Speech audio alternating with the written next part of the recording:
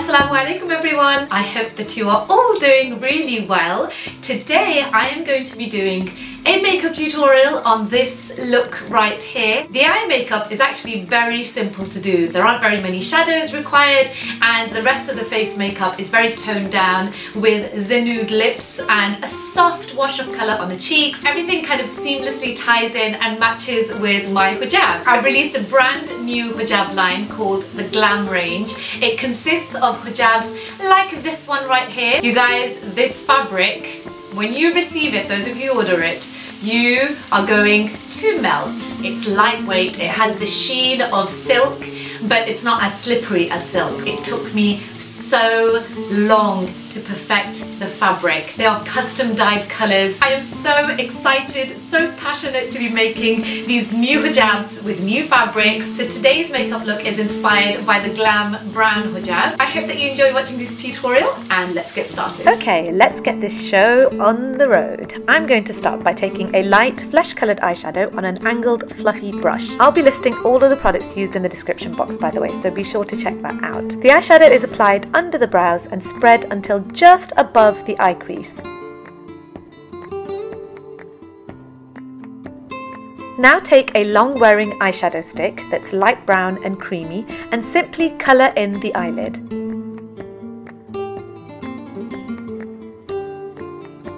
I'm now going to apply some sellotape onto the corner of my eye, angled alongside the curve of the lower lash line. Don't apply sellotape straight from the roll. Cut some off and stick it onto your hand or something, which will remove some of the stickiness. Then peel off and apply to your eye corner. The eyeshadow stick has a companion now, the Blender eyeshadow brush by Hair and Makeup Addiction. I run this brush along the edge of the brown colour at the crease, blending it into the cream eyeshadow.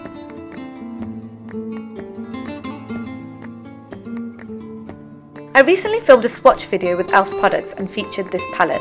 One of the most pigmented prism eyeshadows is the third one from the right, a beautiful bronzy colour.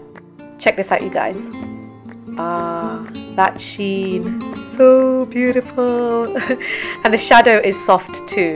Build this colour onto the eyelid, keeping under the crease. By the way, if you want to check out my e.l.f. swatch video, I shall link that in the description box as well. There'll be loads of stuff linked there. Okay, so I want to deepen up the colour of the crease ever so slightly without making the eyes heavily dramatic. So I'm taking a matte medium brown colour by Makeup Geek on a crease blending brush and I'm buffing it into the outer third of the eye crease. Blend, blend, blend. In fact, blending is a thing for me, and the Queen brush, which is a large fluffy eyeshadow brush, is indeed a queen when it comes to this. I'm using this clean, brushing it along the area where all three eyeshadow colours meet. This softens up the area considerably and makes the colours blend seamlessly.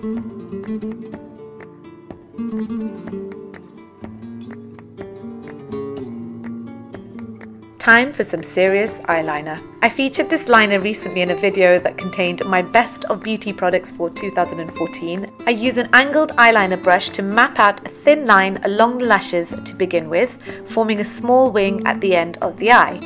I then deepen the colour and thicken the outer part of the line. This frames the eye colours in a subtle way and emphasises the shape of the eyes. Back to the eyeshadow liner, I'm running this along the bottom lash line to prepare for some more prism eyeshadow. Take a small brush and dip it into the more brown toned eyeshadow, which is the second one to the right here. Apply this along the eyeshadow stick, keeping the line quite thin, neat and blended out. I then lined the bottom waterline with the Inglot liner and curled my lashes before applying this Ico mascara. I really like the wand in this mascara. It makes the product very easy to apply without getting at all messy. The falsies I'm using are the ones by Katy Perry for Eye Law. These aren't particularly feathery, rather I find they give the look of very full, real looking lashes that have been mascaraed really well. That's the best way I can describe them. At this point I'm also tight lining with the eyeliner. For the inner corner highlight of the eyes, I opted for the top left highlight colour from this Charlotte Tilbury eyeshadow quad. It has a slight pinky hue to it, which will complement the cheek and lip colour later.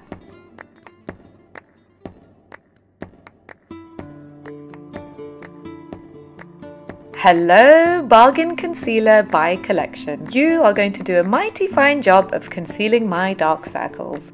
For a slightly more evening appropriate or dramatic makeup, you can go over this concealer with a lighter one to highlight under the eyes. For this look, I don't want to do any particularly discernible highlighting, so I've chosen to conceal under the eyes with a shade that's similar to my skin tone. For my lower lashes, this Too Faced mascara is perfection. Watch my last video for a full review of this mascara, and again I shall link that in the description box. Behold, I now have bottom eyelashes. Now for the base, I'll be mixing a Kat Von D foundation with a Bourjois CC cream. The reason I'm mixing them is because the CC cream will firstly dilute some of the extremely yellow tones of this foundation shade. Secondly, it'll thin it out a little. And thirdly, it'll make the foundation far less matte. I combine 1 pump of the foundation and 2 drops of the CC cream, spreading the mixture out a little so that it's picked up evenly by the buffer brush.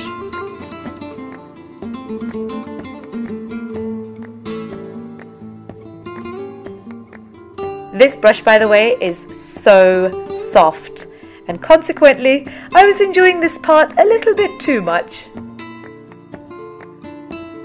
Taking my time there.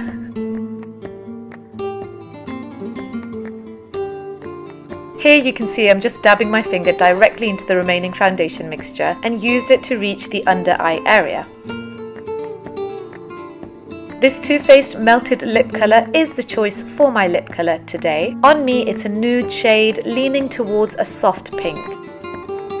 I think the slight pinkiness can be attributed to my lip colour coming through, so it doesn't blot out the lip colour altogether, which is what I really like about this product. Now, you know this was coming, right?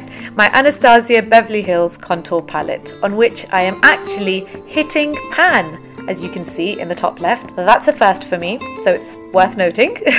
I'm defining the planes of my face with the fawn colour alone. This is quite a subtle contour. If you want to see a more extreme version, check out the video I'm linking in the description box where I'll show you how I do contour mapping, which involves using concealer plus 2 shades of contour powder for a more chiseled and dramatic contour look.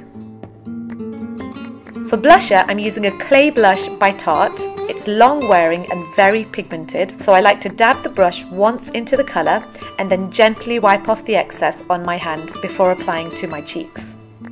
I cleaned my hands afterwards. You don't want to accidentally be rubbing this on your clothes or on your face because the blusher is intense. For the final step, I take the 10K highlighting powder and sweep that along the tops of my cheekbones for some extra dimension. And that, my friends, is the completed look. I really enjoyed filming this video for you today. Thank you so much for taking the time to watch it and for leaving me your lovely comments below. Remember to check out the description box for more information and subscribe. I upload new videos every Wednesday and Saturday. Until then, keep smiling, look after yourselves, and I'll see you soon, lovelies. Toodles! Before you go away, how about checking out another video of mine? I'm linking here for you the last video that I did on the Too Faced mascara and also my Best of Beauty 2014, in which I share with you my favourite beauty picks for the year of 2014. There were a lot of things that I discovered, but I managed to narrow them down to these. Also, the tutorial I did for you today is of that makeup look that I'm wearing for that video. A lot of you requested a tutorial for that, except I think I smudged the bottom shadow out a little bit more. You can see what I mean. I'm sure you'll all adapt it anyway to your eye shape. I should stop talking now, right? I'm walking away. I am walking away. Toodle-doo.